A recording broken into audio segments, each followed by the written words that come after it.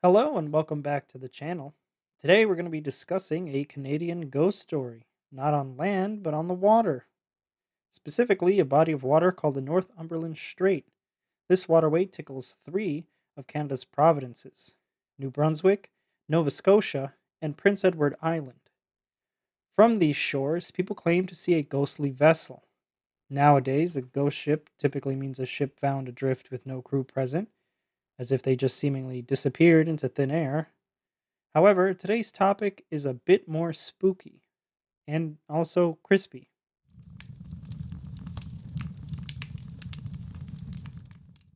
So, what's this ghost ship look like? Well, witnesses can agree that it's some kind of sailing ship, however, they can't exactly agree on the type of sailing ship. Some describe it as a schooner, which is a type of ship that has a fore and aft rig design. However, other witnesses say it's a bit more generic, having a square rig design. A square rigger, if you will. That's right. I said the hard R.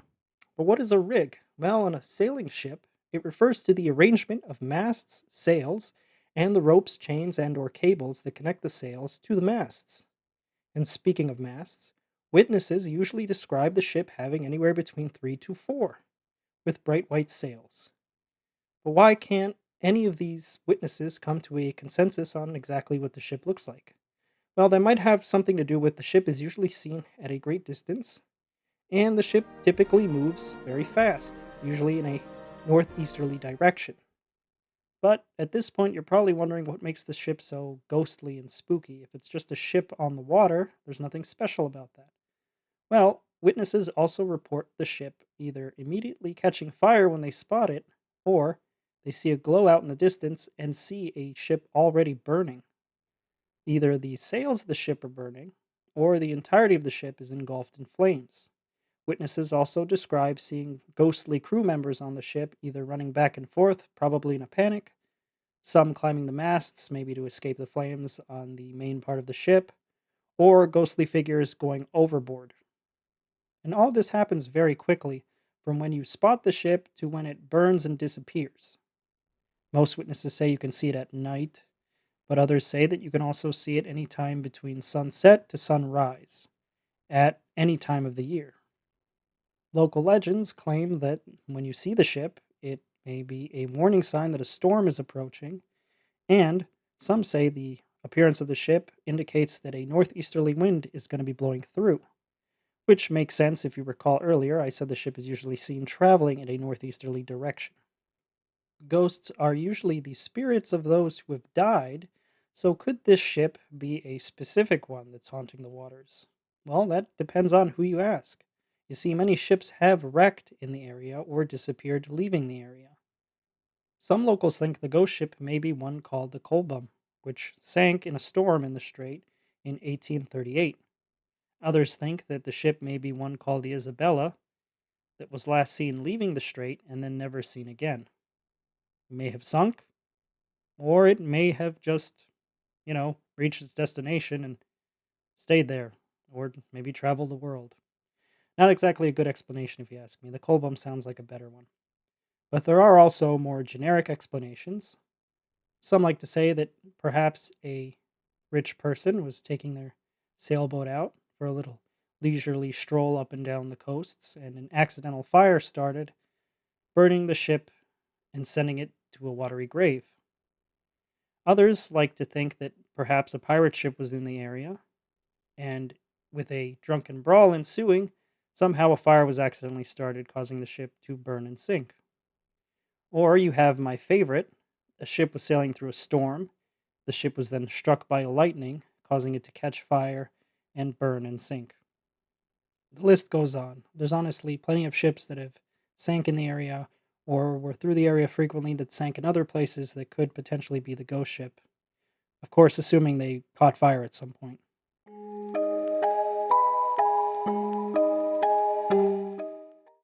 Many eyewitnesses have claimed to have seen the ship since the 1700s, from the shores of all three of the provinces that border the strait, and even from the Confederation Bridge that was constructed in 1997.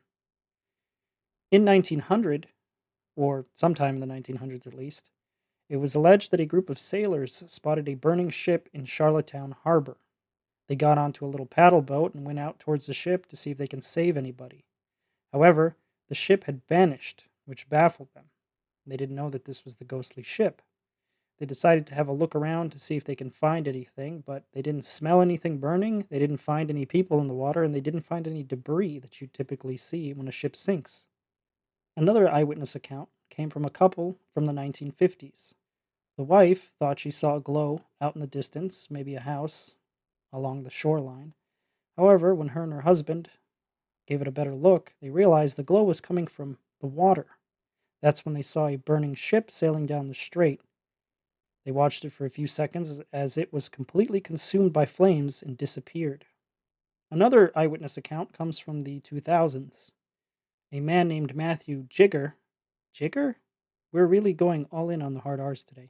This is how the name is spelled, and it's apparently pronounced Jigger. It's French. Anyway, not the point.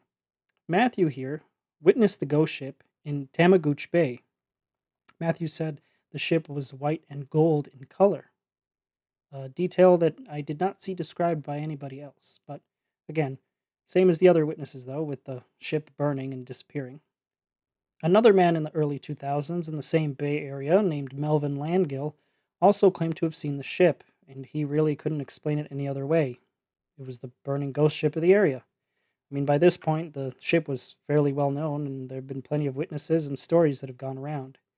And it's also speculated that there are probably a lot more witnesses that haven't come forward because they're afraid of being made fun of or called crazy by people who haven't had the privilege of seeing this ghostly ship.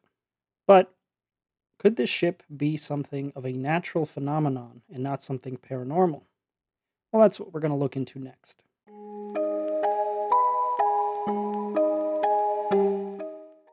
When it comes to explaining the ghost ship's appearance through natural means, I came across a couple potential explanations, or so I thought. Let me explain. First thing I found was St. Elmo's fire. It's an electrical phenomenon, and it was a proposed explanation by Dr. William F. Gannon, a PhD. However, looking further into the doctor's writings in Bulletin of the Natural History Society of New Brunswick on the topic of phantom ships, I found that he was referring to a completely different ghostly ship phenomenon seen in Chandler Bay, an area about 60 miles or so northwest of Northumberland Strait. Dr. Gannon's writings do mention fiery ghost ships from Chandler Bay all the way down to the Northumberland Strait. However, his writings and the eyewitness accounts that he notes more specifically describes a phantom ship from the bay, with this ship being described as a ball of light, a round light, a column of light, or even a half moon shape of light, on top of witnesses also describing it being a fiery ship. This is different from the Northumberland Strait ghost ship, which has more so been described as a ship that catches fire or is already on fire. I couldn't find any eyewitness accounts that specifically say the Northumberland Strait ship is any kind of ball of light or anything like that, just more so a ship burning. In my continued research, I found that several articles discussing the Northumberland Strait ghost ship reference Dr. Gannon's explanation of St. Elmo's fire.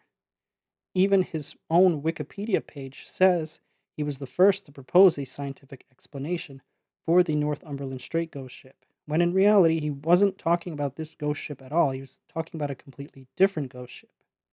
And while there has been speculation, with all the strange ghostly lights in the area maybe all being one and the same ghost ship, I found that there were enough differences to really separate these different ghostly ships. And with the Chandler Bay one being described as different kinds of light, columns, or crescent moon shapes, or balls, St. Elmo's fire is actually a very good explanation for that ship specifically. But for Northumberland Strait, we look to something that could actually explain it a bit better. I believe that the Northumberland Strait ghost ship can be better described by a phenomenon called fata morgana, a type of mirage.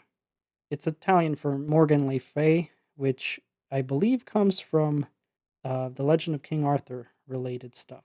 Anyway, not the point. This kind of mirage can be seen day or night, land or sea, at any point in the year, as long as the conditions are right, which fits with our ghost ship.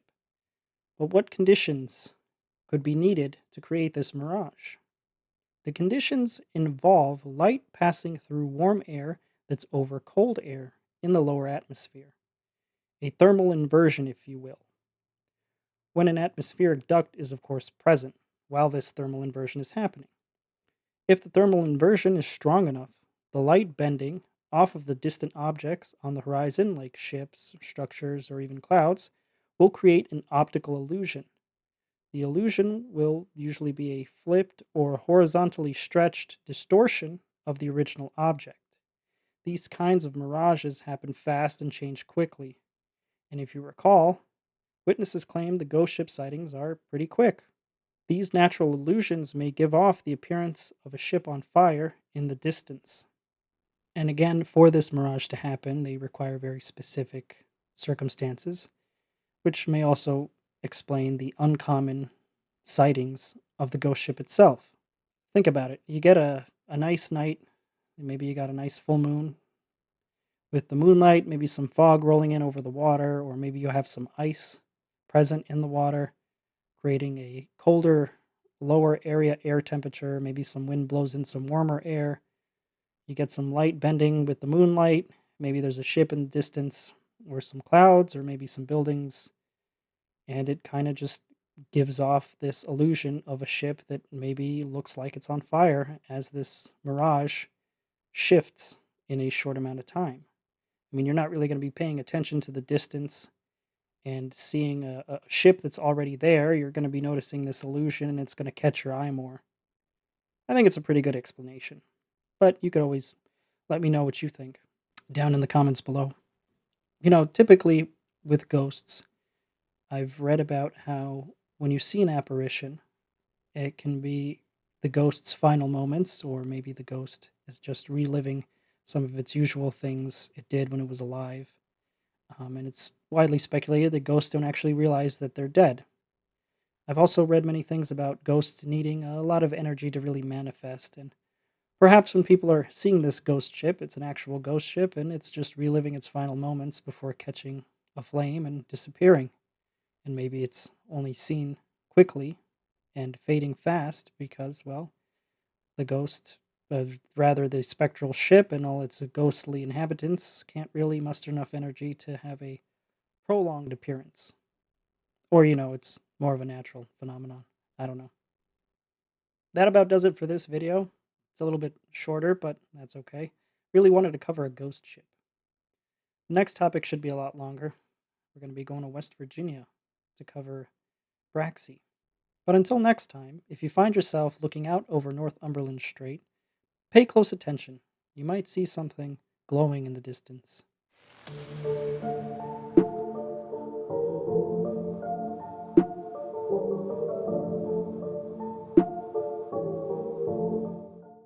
Oh yeah, back in business.